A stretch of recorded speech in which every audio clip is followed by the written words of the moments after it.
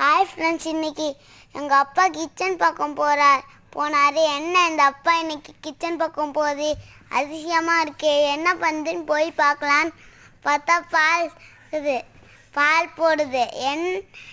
டீயா பாலை என்னதுன்னு பார்க்க போனப்ப அது பாட்டு செஞ்சுக்கிட்டே இருக்கு.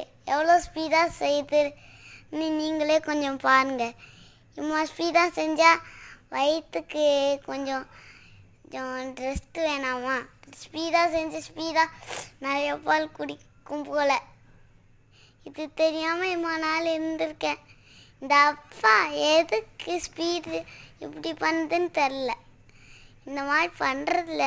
ஒரு வேளை பூஸ்தானாச்சு ஏறுமோ?